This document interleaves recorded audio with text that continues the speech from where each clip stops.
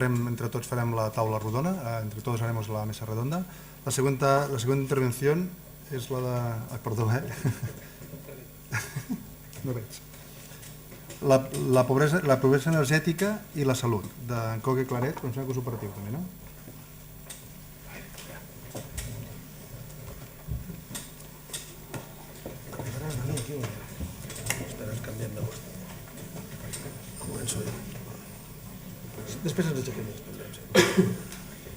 Bueno, primero, buenos días. Agradecer la invitación a la participación en el Congreso. Desde la Escuela de Arquitectura del Vallès nos gusta ser generosos y os hemos propuesto, en vez de un ponente, pues dos al precio de uno, digamos, ¿no? Y en ese sentido intentaremos compactar, entre otras cosas, porque lo que nos interesa sobre todo es el debate o mejor incluso la conversación, ¿no? En palabras del último libro fantástico de Sennett, ¿no? La conversación dialógica, ¿no? Aquella conversación en la cual todos estamos bastante de acuerdo en muchas cosas y eso nos puede permitir un crecimiento interesante, ¿no? En fin, para que eso pueda ser posible, Tomás ya nos ha anunciado que él sería estricto con los 25 minutos, cuando nos falten 3 nos avisas. Desde las universidades tenemos tendencia a enrollarnos. Yo para eso hemos preferido casi traerlo por escrito porque los conceptos que queremos hablar no son fáciles, son de última generación y en cambio nos interesa mucho que seáis conscientes de lo que os vamos a explicar. Yo os haré una presentación leída muy breve, 7-8 minutos, y luego Dani intentará de alguna manera en 15 pantallas desarrollar este concepto de la pobreza energética, que es un concepto que aparentemente puede parecer muy simple, pero de una gran complejidad, ¿no? Es posible que lo que veáis en la pantalla a lo mejor nos acabe de quedar asentados, ahí por eso os pediré que reviséis luego la presentación, porque el tema, ya os lo digo, es bastante complejo. Y es por eso también que he invitado a Dani a que venga, porque es el proyecto que os hablaremos, es el principal investigador, la persona, yo diría, por lo menos en nuestro entorno clave, que siempre va abriendo caminos nuevos y que por lo tanto muchos de nosotros tenemos la suerte de compartir con él su trabajo, ¿no? Y que mejor que Dani para transmitirlo, aunque muchas veces, como va avanzado, cuesta retener algunos de los conceptos y en ese sentido os pido también un cierto esfuerzo.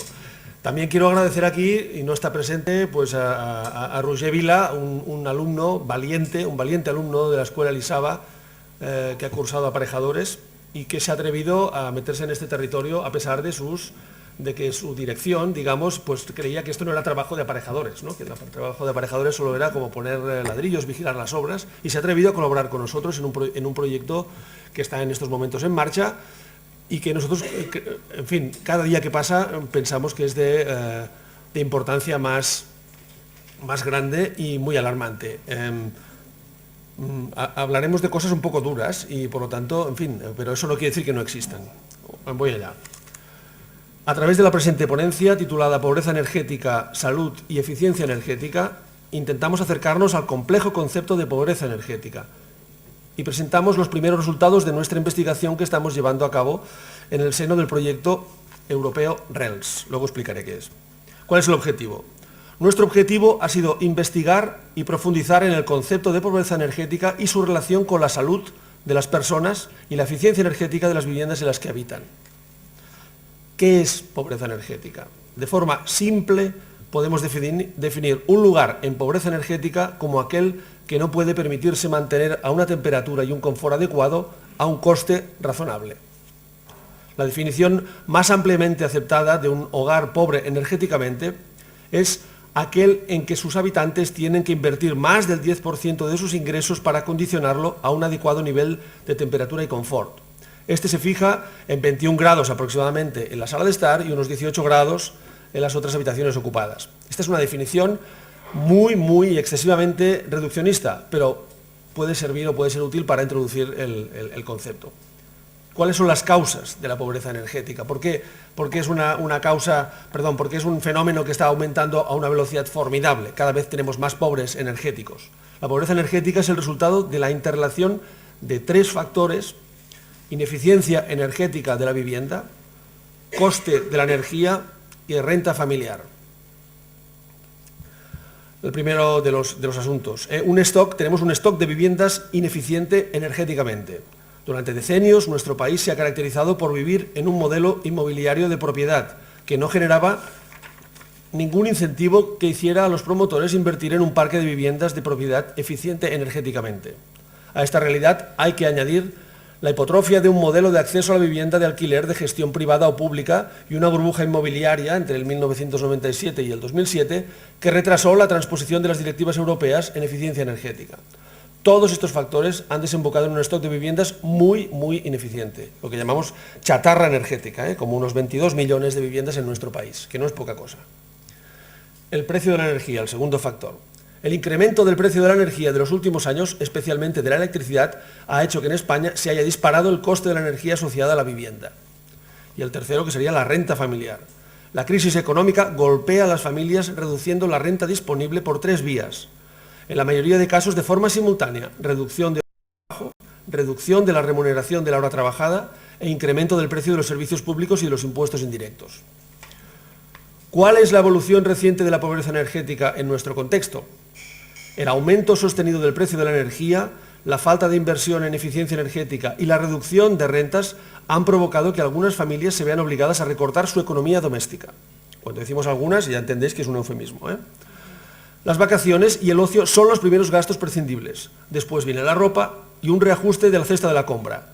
Cuando la familia se ve obligada a realizar nuevos recortes, debe escoger entre calefactarse o comer, lo que llamamos heat or eat. La elección se impone: bajar el termostato, ducharse menos tiempo y en días alternativos, y finalmente apagar la calefacción. Es en ese momento cuando se detecta la pobreza energética. ¿Es pertinente que técnicos de la edificación estudien la pobreza energética? Parece extraño entrar en las casas que hemos proyectado para verificar cómo se comportan las personas que viven en su interior. Es paradójico que ahora arquitectos y técnicos encontremos novedoso interesarnos por las necesidades de los usuarios de nuestros edificios, cuando tradicionalmente parecía que solo nos interesaban los objetos, no los usuarios. Digamos que la idea sería pasar del objeto al sujeto, una cosa absolutamente evidente. ¿Cuál es nuestro postulado al enfrentarnos con este problema? Defendemos que el usuario es el que conoce mejor su economía doméstica y que los técnicos, por su competencia, conocen mejor las prestaciones de las viviendas. Es por ello responsabilidad de los profesionales de la arquitectura establecer cuál es la relación entre el usuario y el edificio para ayudar a mejorar sus condiciones de vida. Así pues, afirmamos que para poder mejorar la eficiencia energética de las viviendas y su habitabilidad, es imprescindible conocer y comprender el binomio usuario-edificio, y no solo fijarnos en el edificio, como habitualmente hacemos. Un ejemplo similar lo observamos en las competiciones de motor, donde un buen piloto debe saber conducir su vehículo, pero también debe tener conocimiento específico de su mecánica para informar a sus mecánicos de las estrategias de mejora para, consecuentemente, aumentar el rendimiento de su vehículo. De forma análoga, los usuarios del edificio deben informarnos para mejorar las prestaciones de sus viviendas y así conseguir las mejores condiciones de confort posibles. ¿Por qué estudiar entonces la pobreza energética? Las personas que viven en hogares fríos o en temperaturas demasiado altas están expuestas a un riesgo continuo que afecta directamente a su salud y pueden desarrollar enfermedades graves o, en caso extremo, concluir en muerte. Desde 1996, investigadores del Reino Unido han demostrado la correlación entre viviendas frías, léase ineficientes, la tasa de mortalidad adicional en invierno, se conoce como EWD, y las admisiones hospitalarias asociadas. Recientemente se ha demostrado que la mejora en eficiencia energética de los edificios existentes ha supuesto la disminución del número de muertes en invierno y de admisiones hospitalarias asociadas. Dicho de otra manera, la inversión en eficiencia energética es una eficaz medida de prevención sanitaria. O incluso de otra, los sobrecostes sanitarios debidos al fenómeno de la pobreza energética podrían pagar la inversión en rehabilitación energética de las viviendas, mejorando la salud de sus habitantes. En definitiva, se trata de cruzar campos que aparentemente son estancos, el campo de la vivienda y el campo de la salud, o el campo sanitario, mejor dicho. Si bien las estadísticas hacen pensar que esa correlación también se da en nuestro entorno, son pocos los profesionales que investigan y trabajan en este campo de forma interdisciplinar. Y por lo tanto, no tenemos constancia que en nuestro contexto climático esta correlación esté demostrada. Esta investigación que estamos realizando, la estamos realizando dentro del contexto de un proyecto europeo. el proyecto europeo RELS, que significa Rehabilitación Énergétique Logement Social, rehabilitación energética de viviendas sociales. El proyecto RELS es un proyecto europeo para determinar una metodología de rehabilitación de viviendas sociales con rescate de eficiencia energética en el clima mediterráneo. Está desarrollado por 6 agencias de vivienda pública, la Agencia Catalana de la Vivienda como coordinador, gente de Cerdeña, de Roma, 2 partners en Túnez y 1 en Jordania. Y el grupo del cual Dani y yo pertenecemos, conjuntamente con Sociedad Orgánica, es la responsable de desarrollar una metodología de estudio para una toma de decisiones de cómo intervenir en estos edificios, en este parque, para rehabilitarlo. Para profundizar, la metodología que utilizamos es para profundizar en la relación existente entre el usuario y el edificio. Se ha partido como idea conceptual de la metodología Square. Es una metodología aplicada en Suecia desde hace 15 años, adaptándola y ampliándola al entorno mediterráneo, con el fin de realizar una mejora continua en el estado de la edificación. Los objetivos de RELS son reducir las emisiones de CO2 en un 20%, aumentando la eficiencia energética en un 20% y aumentando la utilización de energías renovables en un 20%. Nos proponemos implementar un sistema de análisis que permite identificar a los hogares en pobreza energética que hay en un edificio y ver si la metodología utilizada puede reducir el riesgo asociado a la pobreza energética mediante la elección de estrategias adecuadas. El análisis consiste en la realización de 8 casos prácticos en viviendas sociales públicas, aplicando en ellos la metodología estudiada para sacar unas conclusiones. El proyecto finalizará el año 2015. Bien, una vez presentado más o menos el tema, Dani, por favor, a ver si podemos enseñar un poco, digamos, fruto de lo que tenemos en estos momentos en la cocina y qué cosas estamos barajando en estos momentos.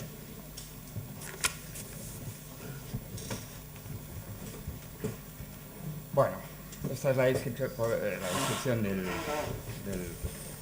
trabajo. A ver cómo va esto aquí. Vale. Entonces, ¿cómo nos encontramos esto? Pues nos encontramos esto siguiendo la metodología prescrita por los suecos. Consiste en entrar dentro de las viviendas y parametrizar los datos de las viviendas y de sus habitantes. Pues básicamente lo que hacemos es estudiar las temperaturas interiores, si existe condensación, la concentración de CO2 y la renta de los usuarios. Evidentemente, esto lo tenemos que correlacionar con los costes de la energía. Estos son nuestros usuarios. Entonces, el estudio familia por familia de la composición de los gastos energéticos de cada una de las familias nos permite descomponer ese consumo. Cuánto gastan en electrodomésticos, cuánto gastan en iluminación, cuánto gastan en cocción, cuánto en agua caliente y cuánto en calefacción. ¿Qué pasó? Pues lo que pasó es que, claro, de pronto te encuentras que hay familias que no gastan. Sencillamente, el vecino en un piso idéntico al tuyo gasta 0. Esto lo que hace evidentemente es bajar los promedios. Como veis, en un edificio, el de la izquierda, pues teníamos unos consumos razonables y 3 cajitas rojas. En el otro vivienda, la vivienda de Tarradell, pues teníamos más cajitas rojas. La primera pregunta era, bueno, y esto sencillamente fue una señal de aviso. Dijimos, hombre, quizás tendríamos que monitorizar las temperaturas que tenemos ahí dentro. Y cuando las monitorizamos, pues bueno, en San Adrià, como nos esperamos, en una de las cajitas negras de aquí abajo, pues nos encontramos que uno de nuestros clientes vivía a 15 grados durante todo el invierno. Fue más preocupante cuando nos fuimos a mirar las temperaturas de Tarradell, porque algunos de nuestros clientes vivían a 17, otros a 14 y una familia a 12. Evidentemente, cuando pasa esto, lo primero que haces es buscar pues, qué es esto de la pobreza energética. La pobreza energética, básicamente, en España había un estudio. Entonces, en este estudio, pues hablaba de temperaturas y lo que hicimos es buscar, evidentemente, dentro de la bibliografía, pues quién había trabajado en esto y todos los nombres eran ingleses. Entonces, lo que hicimos es estudiar los ingleses. Básicamente, los ingleses estudian esta correlación entre eficiencia, precios de la energía, rentas y sus consecuencias en temperaturas y en NWD desde 1988.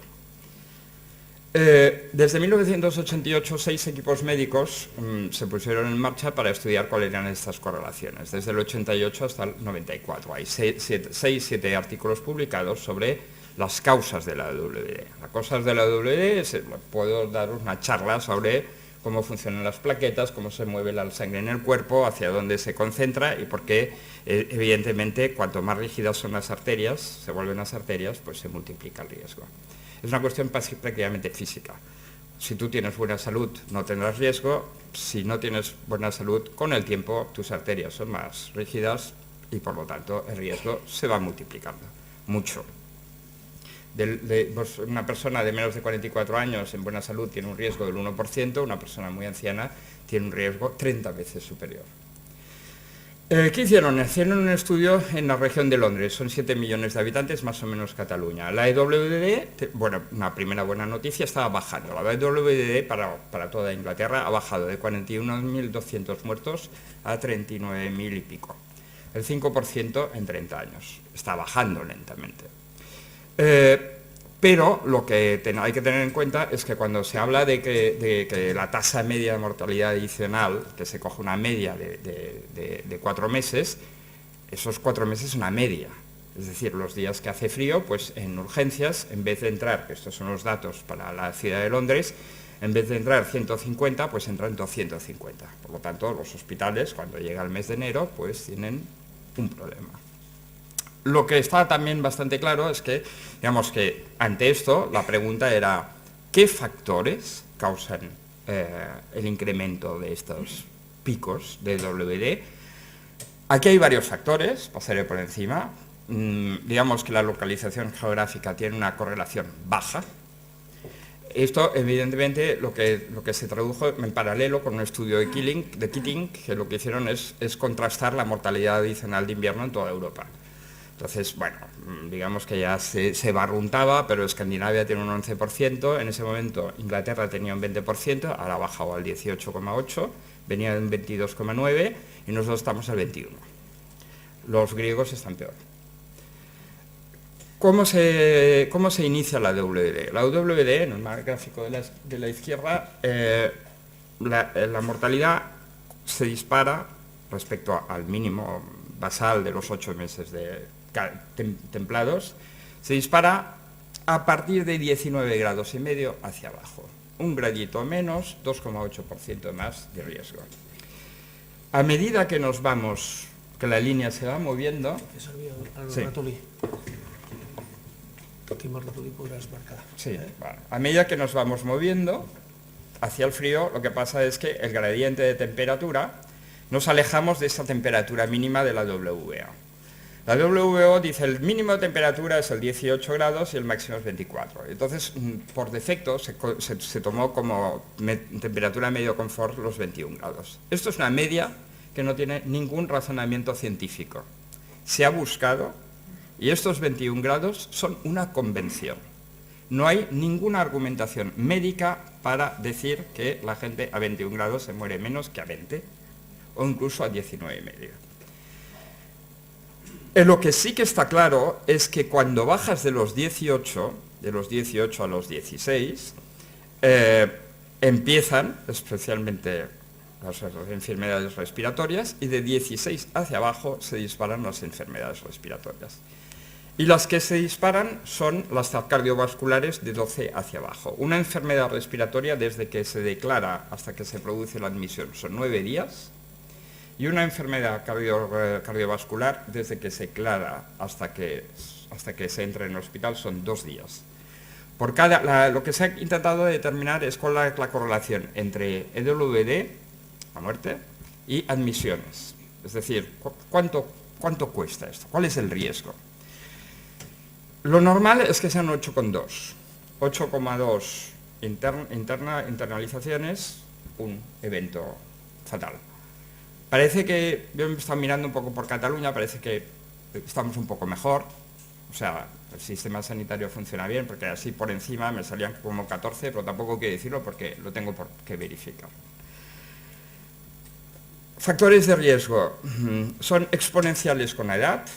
es decir, la gente más mayor se muere más, y hay otra cosa que es evidente, que son exponenciales con la temperatura. Si usted vive es decir, la gente que vive en una casa cálida tiene una probabilidad de mortalidad del 1,3 y si vive en una casa fría del 1,55.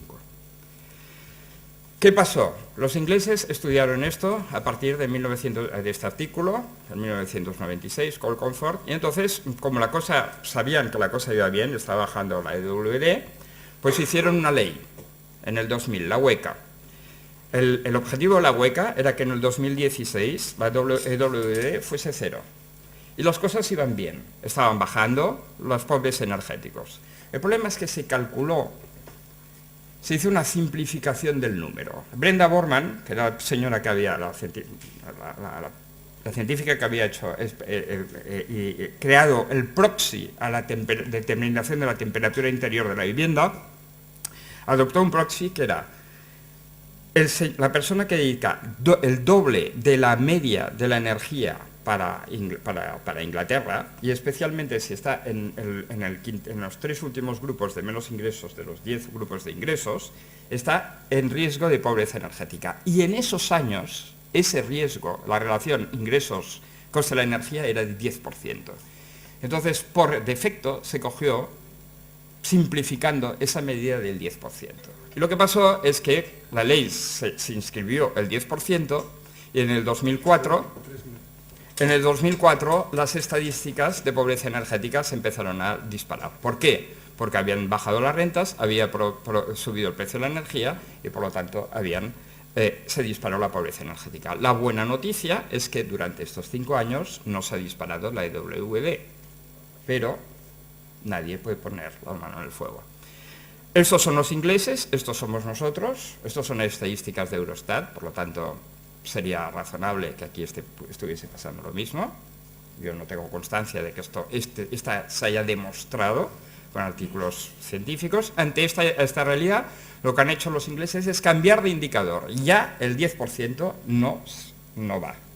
El DEC ya ha publicado el nuevo indicador. Es un nuevo indicador que se llama Low Income High Cost. Digamos que cuando tienes menos ingresos estás aquí, tienes altos ingresos te vas para aquí, si tienes bajos ingresos tienes riesgo, si resulta que tienes bajos costes estás aquí arriba y por lo tanto en principio no estás en pobreza energética, y cuando bajas hacia abajo tienes la sincronización de los 2 factores que te permiten declarar a full port. Son 5.000 millones de euros al año de política en inversión en pobreza energética para luchar contra la full poverty. Nosotros lo que hemos hecho es intentar incorporar este indicador con nuestros clientes. Con este indicador, pues lo que hacemos es mirar los ingresos de la familia, sus consumos, su demanda, sus costes energéticos, lo pasamos por la matriz sí, no, y lo que hacemos es intentar determinar cuál es el riesgo sanitario y el coste sanitario. Estos son nuestros clientes. Digamos que en este caso pues nos han salido 5 pobres energéticos con un indicador o una variable, y en el caso de San Adrià, como veis, pues lo que puede pasar es que sea 0 a 4. Evidentemente la elección del indicador multiplica el número de pobres energéticos, y el número de pobres energéticos multiplica los presupuestos estatales destinados a esto. ¿Para qué sirve este indicador? Pues este indicador lo que mide es la profundidad de la pobreza energética. Cuando más lejos estás de la renta mínima disponible, presumiblemente estás a menos temperatura. Y como la temperatura multiplica el riesgo, se multiplica el riesgo. En el fondo lo que estamos haciendo es intentar calcular este riesgo para coger, esta sería la última pantalla, si yo tengo un edificio y tengo unos habitantes que no están en pobreza energética, no tienen riesgo, si tengo pocos habitantes tienen un cierto riesgo, y esto arrastra un coste sanitario. Si yo hago una mejora, erradico el riesgo, y esto es un ahorro sanitario que tiene que ser ponderado con el coste de la rehabilitación. Si yo estoy en un edificio en que tengo más gente con más riesgo, es decir, más diferencial de temperatura y además más edad, se multiplica el riesgo, y por lo tanto tendría todo el sentido que donde tengo más riesgo invirtiese más dinero, porque amortizaría los costes sanitarios. Moltes gràcies.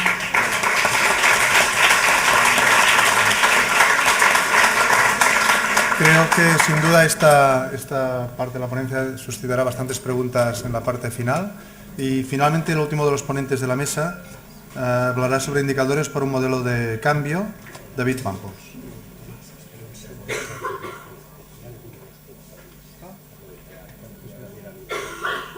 És una cosa... Bueno, a mi em sentireu, no, ja? En castellano, ¿me oís? Vale. Hola, buenos días a todos. Soy del Colegio de Arquitectos.